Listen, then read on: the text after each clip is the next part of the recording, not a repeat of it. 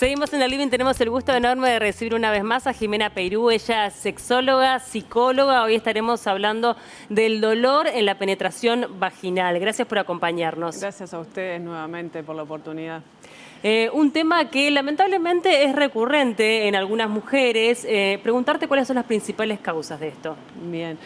Como primera cosa me gustaría invitarles a todos los que estamos acá y todas las que están en su casa y a todas las personas de que piensen si alguna vez sintieron dolor en la penetración o sus parejas sintieron dolor en la penetración, ¿qué hicieron? ¿Cómo prosiguieron ese encuentro sexual? Eso como para quedarse pensando en la intimidad de nosotros. Y por otro lado, esto del dolor en la penetración vaginal es algo súper frecuente. Es una consulta muy frecuente y creo que nosotras, sobre todo las mujeres sin género, tenemos muy naturalizado el dolor precisamente en la penetración. Tanto así que creemos que es normal que duela un poco, por lo menos al principio. Y como de estos temas y de la sexualidad también femenina poco se habla, nos quedamos en esto que decíamos, nuestro mundo, solo me pasa a mí, o bueno, esto es normal. Entonces, las causas pueden ser diferentes causas. Hay causas más relacionadas a lo orgánico y causas más relacionadas a lo psicógeno, emocional. El tema de la lubricación es un tema que es frecuente que se dé, que una no esté preparada para una penetración porque todavía no logró como llegar a ese nivel de excitación y se fuerza una práctica para la cual todavía no se está preparada. Hay como un tiempo estimado, obviamente que eso va a depender de cada mujer, pero hay como un tiempo estimado en el que una mujer llega a la lubricación necesaria para una penetración sin dolor.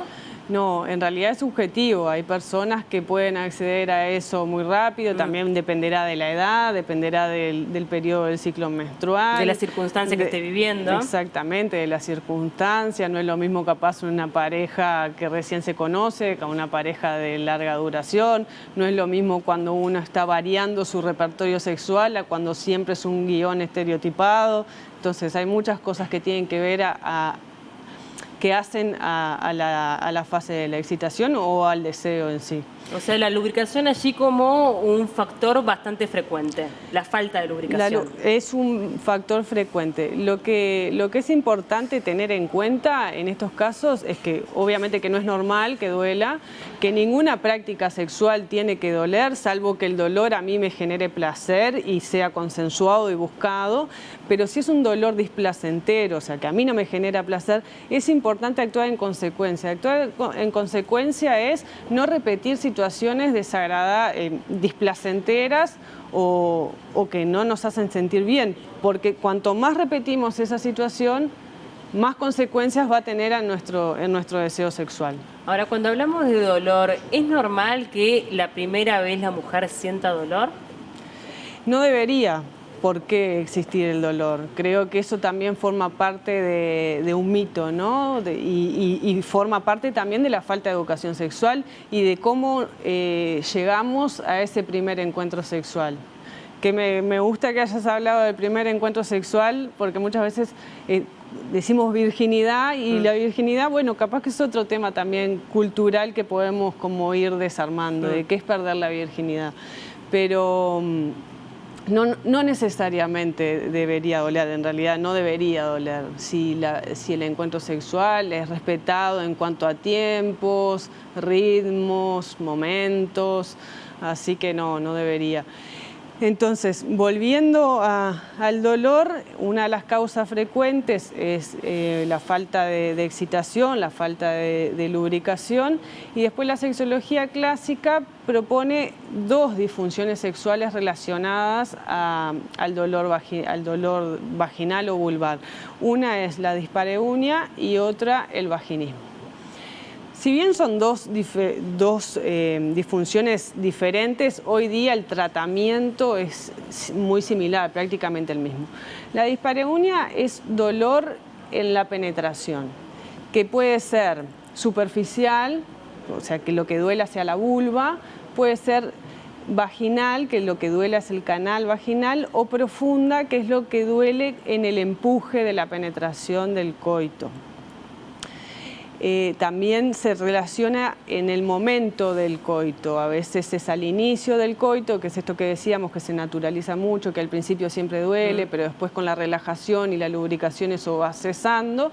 Puede ser concomitante, que eso quiere decir que acompaña durante toda la práctica coital, o posterior, que puede aparecer después del coito el dolor. Bien. Eso es la dispareunia, que tiene causas orgánicas y causas psicológicas. Cualquiera que sea la causa tiene tratamiento. ¿Cuál es? El tratamiento, que es muy parecido al vaginismo, tiene que ver con psicoeducación, con hablar de estas cosas, de psicoeducar, de fisiología, de emociones, trabajar también la ansiedad, aprender a trabajar los niveles de ansiedad, y generalmente se acompaña con el uso de dilatadores vaginales, exponiéndote gradualmente a lo que te da miedo. Porque, ¿qué sucede? Hay cosas que a veces puedan ser de origen orgánico, pero siempre se enlazan después con un componente psicológico. Entonces yo quizás pueda resolver el componente orgánico, pero yo ya tengo miedo a sentir dolor. Y ya tener miedo a sentir dolor cuando me voy a acercar a la práctica que me genera dolor, ¿qué hace? Que me tense, que mis músculos se contraigan, que yo esté nerviosa. Entonces, como una ida y vuelta. Por eso es importante consultar cuando estas cosas pasan. Claro, no tomarlo como algo natural.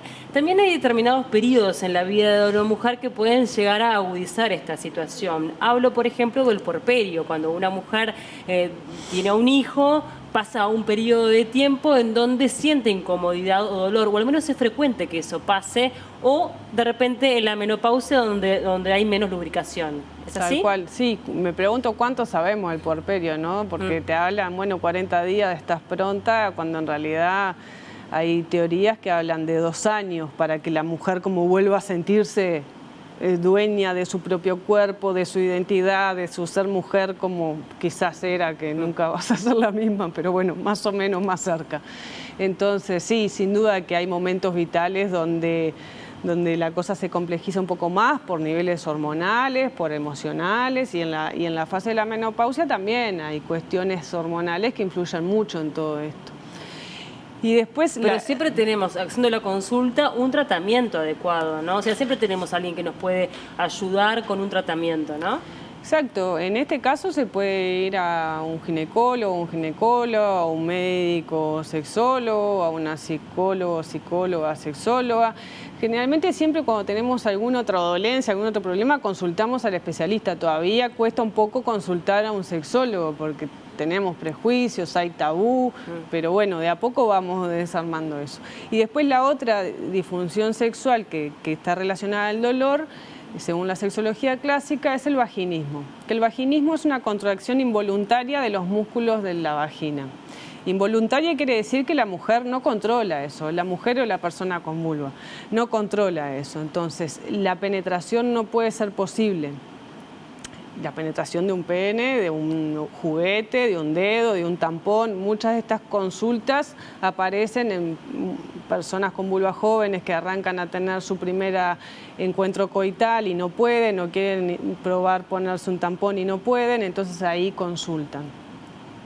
Entonces, este vaginismo puede ser primario, que nunca pudo acceder a la penetración, o secundario, que aparece después de un tiempo sin dificultad.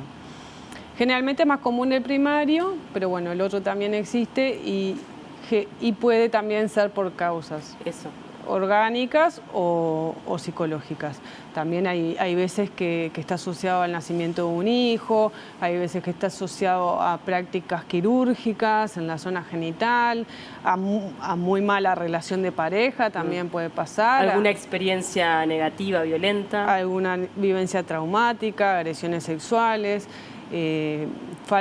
Educaciones, hay cosas que predisponen, ¿no? Por ejemplo, una educación sexual muy estricta a veces predispone a determinadas dificultades a la hora del desenvolvimiento sexual, o falta de información. Y hay cosas que las mantienen, por ejemplo, el miedo al dolor, la necesidad como el tener que cumplir con la otra persona.